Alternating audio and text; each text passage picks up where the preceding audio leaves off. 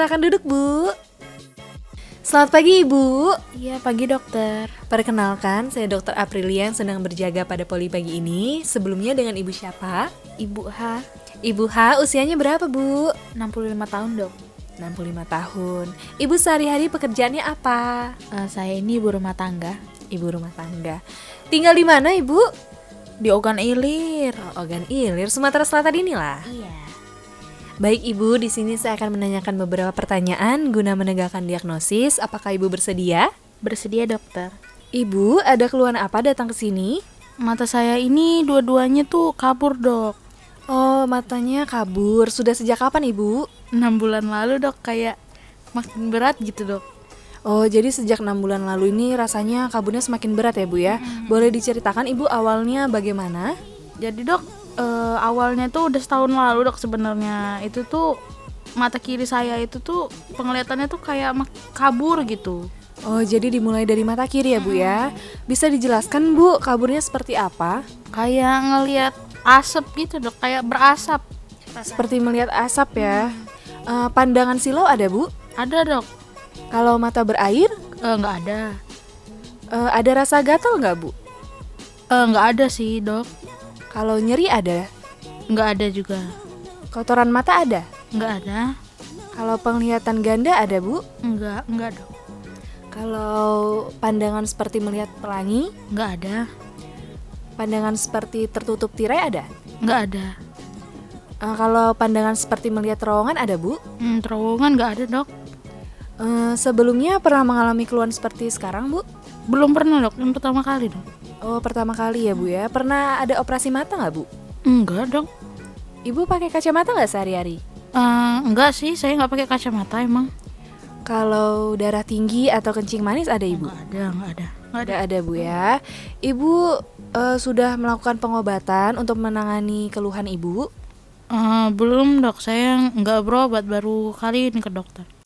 Baik, Ibu, tanya jawab sudah selesai. Kita lanjut ke pemeriksaan ya, Bu ya. Apakah Ibu bersedia? Bersedia dokter. Baik, Ibu, mohon bertunggu ya. Saya cuci tangan terlebih dahulu dan menyiapkan alat dan bahan. Berdasarkan anamnesis, keluhan utama pasien ialah pasien mengeluh pandangan kedua mata kabur seperti melihat asap sejak 6 bulan lalu. Riwayat penyakit dahulu, riwayat penyakit mata sebelumnya disangkal, riwayat operasi mata disangkal, riwayat memakai kacamata disangkal, riwayat darah tinggi disangkal, dan riwayat kencing manis disangkal. Riwayat pengobatan, riwayat penggunaan obat tidak ada.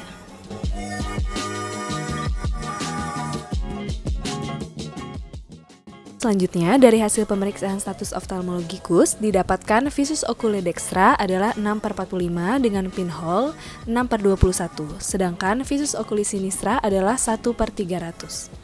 Hasil dari pemeriksaan tekanan intraokular didapatkan tekanan intraokular oculi dextra adalah 14,9 mm raksa, sedangkan tekanan intraokular oculi sinistra 16,8 mm raksa. Selanjutnya, dari hasil pemeriksaan kedudukan bola mata pasien adalah ortoforia dan gerakan bola mata pasien baik ke segala arah. Lalu dilakukan pula pemeriksaan segmen anterior yang mana pada pasien dilakukan penetesan midriasil terlebih dahulu. Pada pemeriksaan palpebra, baik oculi dextra maupun oculi sinistra hasilnya adalah tenang. Lalu untuk konjungtiva pada oculi dextra dan sinistra tenang. Kemudian pemeriksaan kornea didapatkan jernih baik oculi dextra maupun oculi sinistra. Pemeriksaan bilik mata depan oculi dextra et sinistra adalah sedang. Lalu pemeriksaan iris oculi dextra et sinistra gambaran baik. Pemeriksaan pupil oculi dextra et sinistra bulat, sentra, refleks cahaya positif, diameter 3 mm. Pada hasil pemeriksaan lensa oculi dextra didapatkan keruh dengan hasil pemeriksaan shadow test positif. Sedangkan pada oculi sinistra hasil pemeriksaan shadow test adalah negatif. Untuk pemeriksaan segmen posterior, yang dilakukan adalah pemeriksaan refleks fundus di mana refleks fovea positif pada oculi dextra dan negatif pada oculi sinistra. Pemeriksaan papil, makula, dan retina hanya dilakukan pada oculi dextra yang mana hasil papil oculi dextra adalah bulat, batas tegas, warna merah normal, CD rasio 0,3 dengan rasio arteri vena adalah 2:3. Pada makula refleksnya positif dan pada retina kontur pembuluh darah baik, sedangkan pada oculi sinistra sulit dinilai. Pemeriksaan shadow test. Pemeriksaan shadow test dilakukan untuk mengetahui derajat kekeruhan lensa. Menggunakan pen light disinarkan pada pupil dengan membuat sudut 45 derajat dengan dataran iris. Menggunakan loop dilihat bayangan iris pada lensa yang keruh. Bila bayangan iris pada lensa terlihat besar dan letaknya jauh terhadap pupil, artinya lensa belum keruh seluruhnya. Ini terjadi pada katarak imatur. Keadaan ini disebut shadow test positif. Apabila bayangan iris pada lensa kecil dan dekat terhadap pupil, artinya lensa sudah keruh seluruhnya, sampai pada kapsul anterior. Terdapat pada katarak matur, dengan hasil pemeriksaan shadow test adalah negatif.